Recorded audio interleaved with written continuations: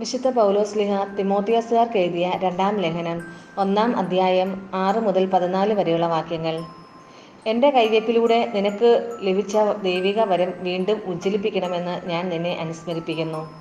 എന്തെന്നാൽ ഭീരുത്വത്തിൻ്റെ ആത്മാവിനെയല്ല ദൈവം നമുക്ക് നൽകിയത്, ശക്തിയുടെയും സ്നേഹത്തിൻ്റെയും ആത്മനിയന്ത്രണത്തിൻ്റെയും ആത്മാവിനെയാണ്. നമ്മുടെ കർത്താവിന് സാക്ഷ്യം നൽകുന്നതിൽ നീ ലജ്ജിക്കരുത്. അവൻ്റെ തടവുകാരനായ എന്നെ പ്രതിയും നീ ലജ്ജിതനാകരുത്. ദൈവത്തിൻ്റെ ശക്തിയിൽ ആശ്രയിച്ചുകൊണ്ട് അവൻ്റെ സുവിശേഷത്തെ പ്രതിയുള്ള ക്ലേശങ്ങളിൽ നീയും പങ്കുവഹിക്കുക. അവിടുന്ന് നമ്മെ രക്ഷിക്കുകയും വിശുദ്ധമായ വിളിയാൽ നമ്മെ വിളിക്കുകയും ചെയ്തിരിക്കുന്നു. അത് നമ്മുടെ പ്രവൃത്തികളുടെ ഫലമായിട്ടല്ല, അവിടുത്തെ സ്വന്തം ഉദ്ദേശത്തെ മുൻനിർത്തിയും യുഗങ്ങൾക്ക് മുൻപ് യേശുക്രിസ്തുവിൽ നമുക്ക് നൽകിയ കൃപാവരമനുസരിച്ചുമാണ്. ഈ കൃപാവരം നമ്മുടെ രക്ഷകനായ യേശുക്രിസ്തുവിൻ്റെ ആഗമനത്തിൽ നമുക്ക് പ്രത്യക്ഷീഭവിച്ചിരിക്കുന്നു. അവൻ മരണത്തെ ഇല്ലാതാക്കുകയും തൻ്റെ സുവിശേഷത്തിലൂടെ ജീവനും അനശ്വരതയും വെളിപ്പെടുത്തുകയും ചെയ്തിരിക്കുന്നു. ഈ സുവിശേഷത്തിൻ്റെ പ്രഘോഷകനും അപ്പസ്തോലനും പ്രബോധകനുമായി ഞാൻ നിയമിതനായിരിക്കുന്നു. ഈ കാരണത്താലാണ് ഞാൻ ഇപ്പോൾ ഇവയെല്ലാം സഹിക്കുന്നത്. ഞാൻ അതിൽ ലജ്ജിക്കുന്നില്ല. എന്തെന്നാൽ ആരിലാണ് ഞാൻ വിശ്വാസം അർപ്പിച്ചിരിക്കുന്നതെന്ന് എനിക്കറിയാം. എന്നെ ഫലമേൽപ്പിച്ചിരിക്കുന്നവയെല്ലാം ആ ദിവസം വരെയും ഭദ്രമായി കാത്തു സൂക്ഷിക്കാൻ അവന് കഴിയുമെന്നും എനിക്ക് പൂർണ്ണ ബോധ്യമുണ്ട്.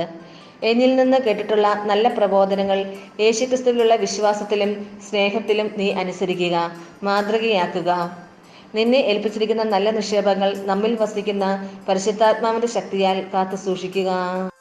നമ്മുടെ കർത്താവായ മിശിഹായ്ക്ക് സ്തുതി. വിശുദ്ധ മാർക്കോസ് അറിയിച്ച സുവിശേഷം 10-ാം അധ്യായം 32 മുതൽ 34 വരെയുള്ള വാക്യങ്ങൾ. അവർ ജെറുസലേമിലേക്കുള്ള വഴിയിൽ നടന്നു പോകുകയായിരുന്നു. യേശു അവരുടെ മുമ്പിൽ നടന്നിരുന്നു. അവർ വിസ്മയിച്ചു.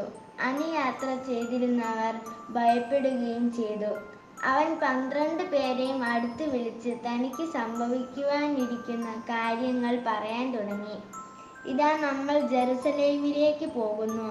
മനുഷ്യപുത്രൻ പ്രധാന പുരോഹിതന്മാർക്കും നിയമജ്ഞന്മാർക്കും ഏൽപ്പിക്കപ്പെടും.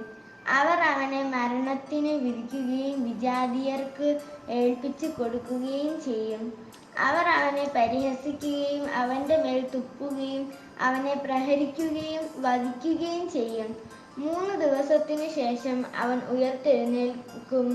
നമ്മുടെ കർത്താവായ മിശിഹായ്ക്ക് സ്തുതി.